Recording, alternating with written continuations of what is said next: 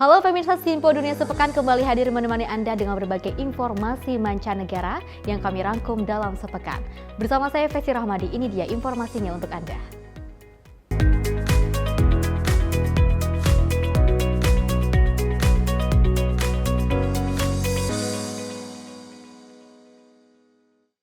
Pemirsa, produsen mobil terbesar Tiongkok sepakat membuka pabrik perakitan tahun lalu. Bangsa mobil Tiongkok sudah mencakup 20% dari kendaraan listrik yang terjual. Pelabuhan Barcelona di Spanyol adalah salah satu titik masuk utama untuk mobil listrik buatan Tiongkok ke pasar Eropa. Tahun 2021, hanya hampir 2.000 kendaraan buatan Tiongkok tiba di dermaga Barcelona. Tapi tahun lalu jumlahnya mencapai 87.000 unit. Jumlah ini menambah kekhawatiran yang diungkap para pejabat Uni Eropa, termasuk Presiden Komisi Eropa Ursula von der Leyen, mengenai meningkatnya perdagangan dengan Tiongkok. What we want is China to respect the level playing field when it comes to access for our companies to the Chinese market, to respect transparency about subsidies. Komisi Eropa sedang menyelidiki apakah produsen mobil listrik Eropa dan Tiongkok bersaing memakai aturan yang sama. Pasalnya, rata-rata harga mobil listrik Tiongkok setidaknya 20% lebih rendah. Menurut Komisi Eropa, penyelidikannya dapat menghasilkan langkah anti-subsidi terhadap barang impor buatan Tiongkok. Chery Auto, produsen mobil terbesar di Tiongkok berdasarkan volume ekspor, belum lama ini sepakat mendirikan perusahaan patungan dengan perusahaan Spanyol Ebro Motors untuk memproduksi beberapa model di Barcelona. Pihak Spanyol menganggap hal ini peluang bagi pertumbuhan. Es también un símbolo del proceso de reindustrialización que está viviendo Cataluña y el conjunto de España. Sementara anggota industri mobil Barcelona sepakat. Yo creo que Europa lo que tiene que hacer es impulsar la fabricación, producción aquí en Europa, ¿no? Ya sean marcas europeas o marcas chinas, ¿no? Para pemimpin dan produsen mobil di Eropa memandang serbuan agresif Tiongkok ke pasar mobil listrik Eropa membawa risiko sekaligus peluang. Untuk saat ini, Uni Eropa harus melakukan tindakan penyeimbangan yang cermat dan memutuskan apakah mereka harus memberlakukan tarif atau justru meningkatkan kolaborasi dengan Tiongkok. Dari Arlington, Virginia, saya Helmi Yohanes dan tim VOA. Pemirsa, tahun ini sekitar 2 juta umat Islam dari berbagai negara di dunia menunaikan ibadah haji, termasuk jemaah asal Amerika Serikat. Kini proses mengurus data ibadah haji dilakukan secara online. Menginjakkan kaki di tanah suci dan menjalankan rukun Islam yang kelima menjadi impian bagi banyak orang, termasuk 3 muslimah asal Indonesia yang tinggal di Amerika Serikat. Ake Pangasuti kini tinggal di San Francisco. Terharu, tiap hari nangis. Ini mata pada benar interview. Jadi ternyata benar ya, yang apa kata-kata orang bilang, kita tuh tamu Allah. Apa yang kita inginkan, kita plan hari apa, itu semuanya dibuat lancar. Dan sementara Miranti tinggal di Chicago dan pergi berhaji bersama adiknya. Bisa kesini kayak mimpi gitu loh. Kok bisa ya saya kesini? Saya emang udah 2 tahun terakhir pengen gitu, tapi nggak tahu gimana caranya. Kok alhamdulillah saya bisa pergi. Kebetulan juga. Ketiga sahabat lama yang kini tinggal di kota yang berbeda ini bersyukur tahun ini bisa menunaikan ibadah haji. Meski di grup dan paket yang berbeda setelah tertunda akibat pandemi COVID dan harus melewati sistem pendaftaran yang baru. Tahun ini adalah tahun ketiga pemerintah Arab Saudi menerapkan sistem pendaftaran dan pengelolaan perjalanan haji secara online. Sistem ini berlaku untuk negara tertentu di Amerika Utara dan Selatan, Eropa, Australia, dan sejumlah negara lainnya.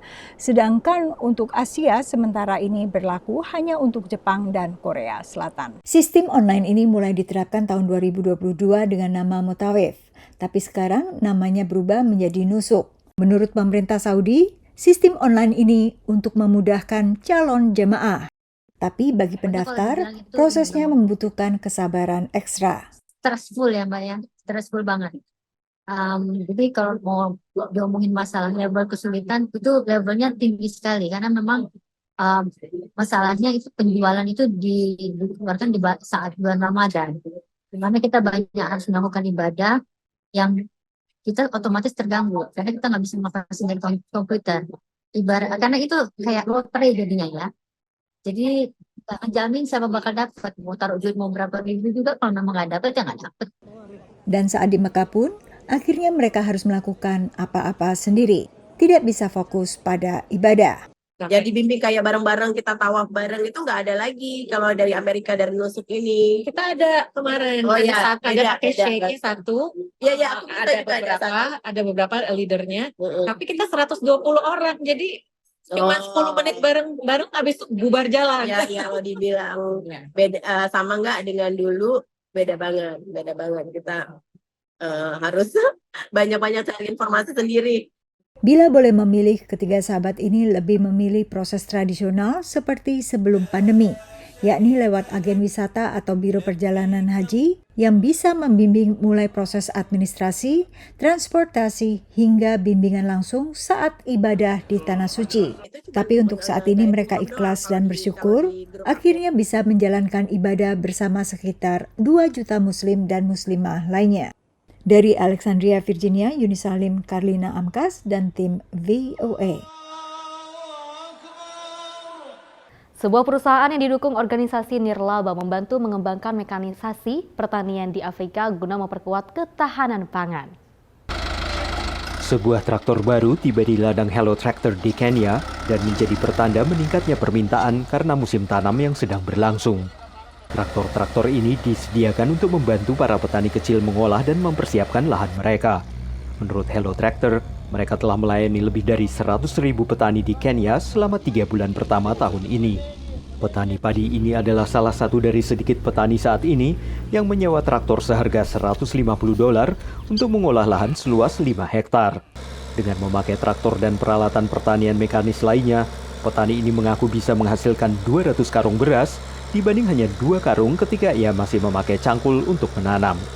Tinga imenisaidia sana kwa sababu ya kwanza napata chakula mingi ambaye naweza uza pia.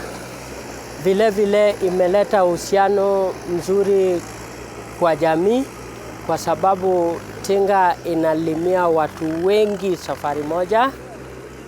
Inamaanisha food security tuko nayo ya kutosha. Menurut Heifer International, akses terhadap traktor di Kenya, Nigeria, dan Uganda telah meningkatkan pendapatan petani kecil hingga lebih dari 200% dan meningkatkan hasil panen jagung mereka hingga 88%. Organisasi Nirlaba yang berpusat di Amerika Serikat ini berkolaborasi dengan Hello Tractor sejak 2021 ketika mereka menginvestasikan $4,5 juta untuk mengembangkan infrastruktur mekanisasi pertanian di Afrika. Melalui program ini, petani kecil dapat membeli traktor dengan skema pembayaran sesuai penggunaan. Menurut kedua organisasi ini, mekanisasi pertanian membantu petani mengolah lebih banyak lahan dan menciptakan lebih banyak peluang bagi warga. An acre of land, one person using the traditional methods of farming, it will take them about 3 to 4 days of farming, of land preparation within their farm, right? But if you're looking at mechanization services, say we're looking at reaping, it takes the tractor owner about 2 to 3 hours, and they're able to prepare the land for cultivation, and that saves a huge amount of time. So we're looking at reduced cost from 3 days to 3 hours. We also looked at other impact that came with this kind of arrangement. We had youth in the community, youth and women that got opportunities to earn their livelihood. We had youth who are working as booking agents. They are able to connect farmers with the tractors through Hello Tractor app, and they are able to book and aggregate this land. Meski sejumlah petani Afrika telah mengadopsi mekanisasi pertanian dan menyadari manfaatnya, banyak yang masih mengandalkan metode tradisional seperti membajak dan melakukan panen secara manual. Hal ini membatasi kemampuan mereka untuk mengolah lahan yang luas dan mengakibatkan kemiskinan. Menurut Hello Tractor, yang juga menyediakan traktor untuk petani di Nigeria dan Uganda, mereka berharap layanan mereka akan membawa para petani menjadi jauh lebih makmur. Dari Arlington, Virginia, saya Helmi Yohanes dan tim VOA. Pemirsa, kenaikan tarif yang diberlakukan Amerika Serikat terhadap produk-produk Tiongkok diperkirakan akan berdampak pada rantai pasok produksi mobil listrik di Amerika. Apakah ini akan menjadi peluang bagi Indonesia? Berikut informasinya. Kenaikan tajam tarif impor sejumlah produk Tiongkok yang antara lain meliputi kendaraan listrik, baterai mobil, dan produk logam ini diumumkan Presiden AS Joe Biden. Ini langsung direspon keras oleh Tiongkok.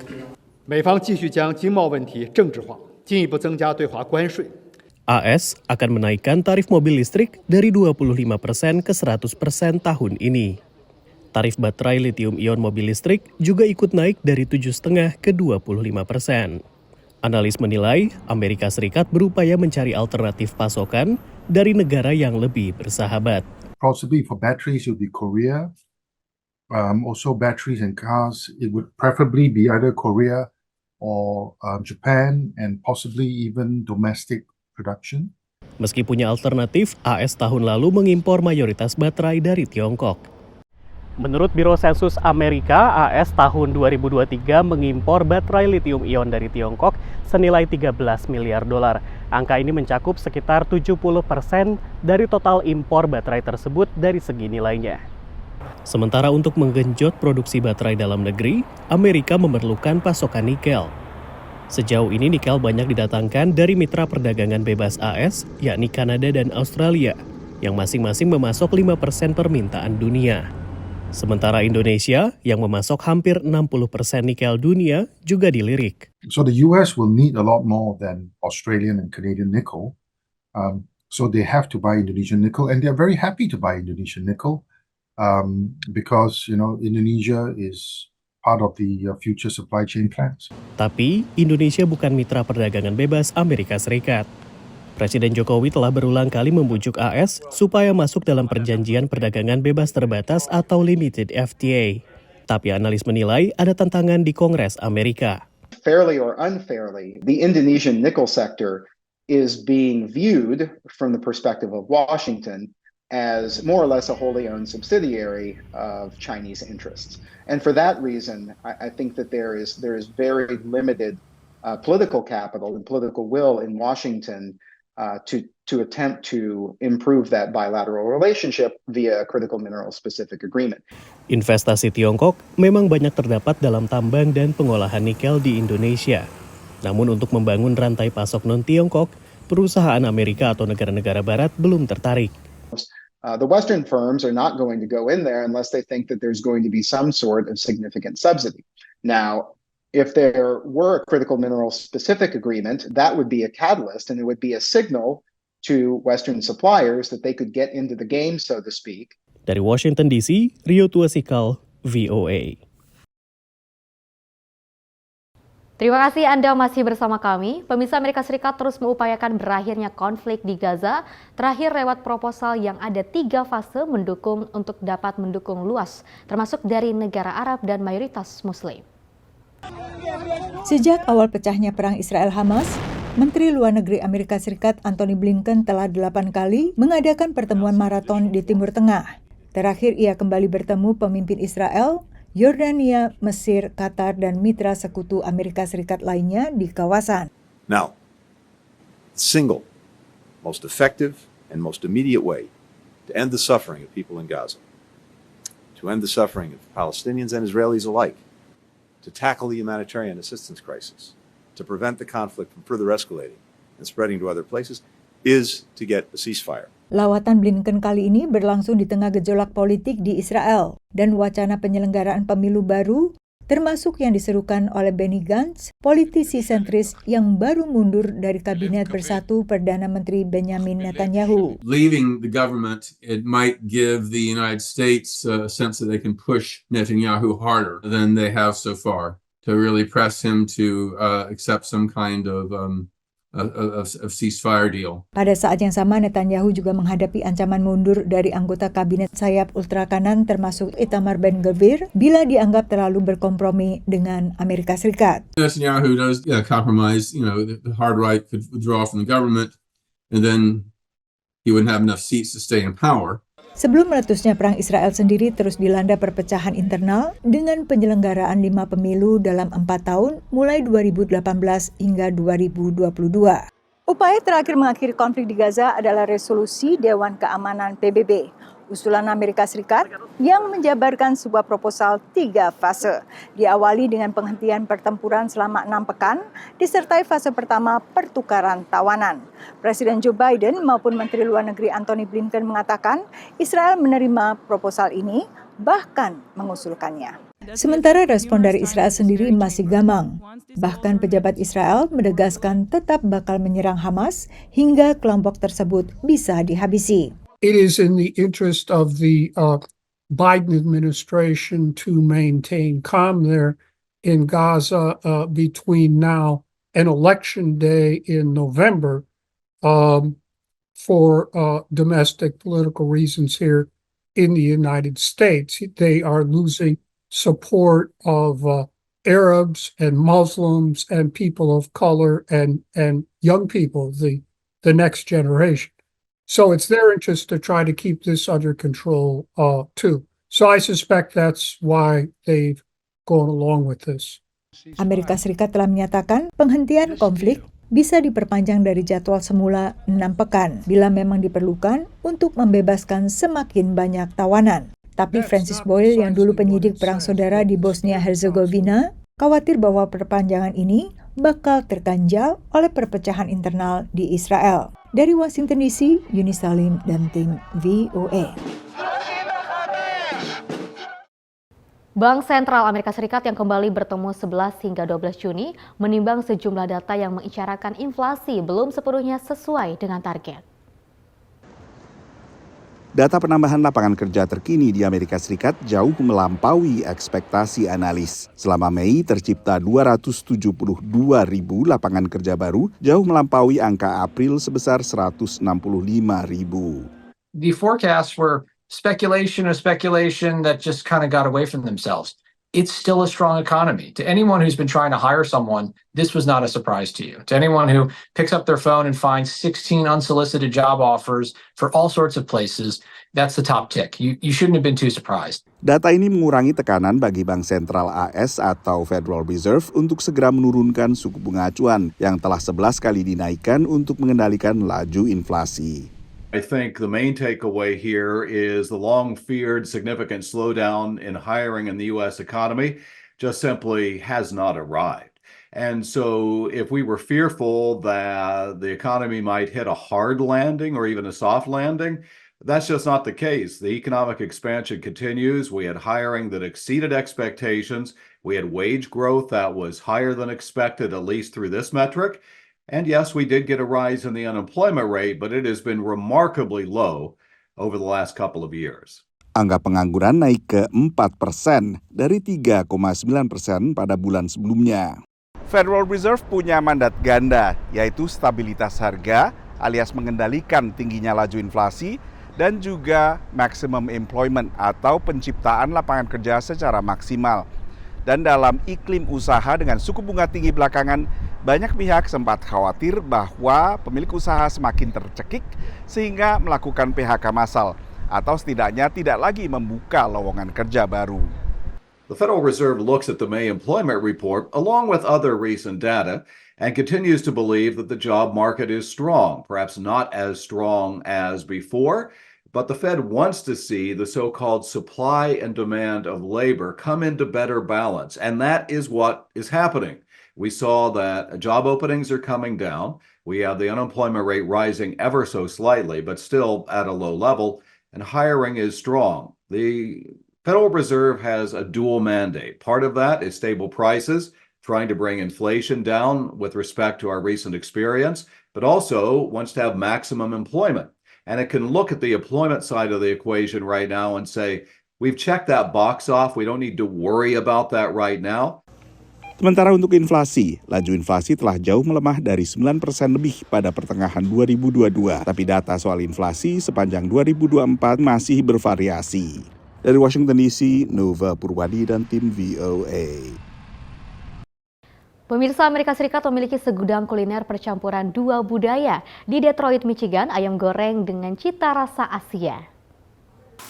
Ayam goreng tepung dengan bumbu kecap asin, saus tiram, dan disajikan dengan nasi putih, selada, serta potongan almond. putting it all together becomes like a magical flavor where the lettuce soaks up the grease from the chicken and the rice blends well with it together. So I just feel like it's a great combination. Penduduk asli Detroit menyebutnya almond boneless chicken atau ABC, alias ayam tanpa tulang rasa almond. Disebut warsugai dalam bahasa Mandarin, hidangan ini punya asal-usul yang diperdebatkan. Hidangan ini muncul di menu restoran di pecinan Detroit yang bersejarah sejak tahun 1960-an. Penulis buku kuliner Curtis Chen menulis tentang masa kecilnya di restoran milik keluarga. Dia memiliki teorinya sendiri tentang mengapa hidangan ini menjadi populer di kota dengan populasi warga kulit hitam yang besar. It seems like it might have been the adaptation of a traditional Chinese dish called almond pressed duck, which was duck, breaded and fried, but then changed to accommodate a more black palate or people from the South, which had fried chicken, because it really is just a fried chicken dish with an Asian gravy. Hidangan ini tidak begitu umum di daerah lain di Amerika, tapi menurut Chen, ABC akan diterima masyarakat luas. I don't see any reason why almond boneless chicken can't be a national craze. I mean, it's basically fried chicken with gravy. Who doesn't love that? Seperti Thomas yang sudah pindah dari Detroit, namun merindukan kuliner kampung halaman. I know very well that it's the only place you can get it is back home. So I'm always going to wait until I get to my family's restaurants back in Detroit to eat it because they make it the best way. Pecinan di Detroit memudar pada awal tahun 2000-an, namun daerah ini mungkin akan bangkit kembali. Restoran Peterborough ini dibuka pada tahun 2016 di lokasi yang dulunya merupakan toko bahan makanan Tionghoa. Ayam almond adalah salah satu menu terlarisnya. If you want to do a nod, you do it right, you do it consistent, and I think it is absolutely a nod to the area, to Chinatown. Sebagai hidangan lintas budaya, ayam almond menegaskan cita rasa Amerika yang multirasa dan multikultur. Sejumlah menu makanan Tionghoa Amerika seperti General Tso's Chicken dipercaya diciptakan oleh imigran dari Tiongkok di Amerika Serikat pada tahun 1970-an. Dan kini kuliner Amerika Tionghoa memang semakin populer dan mudah ditemukan di kota-kota seperti New York, San Francisco, dan sekitar Washington DC. Dari Washington DC, saya Rio Tuasikal dan tim VOA. Pemirsa, informasi tadi sekaligus mengakhiri jumpa kita dalam Sinpo Dunia sepekan kali ini. Mewakili kerabat kerja yang bertugas, saya Pesi Ramadi mengucapkan terima kasih dan sampai jumpa.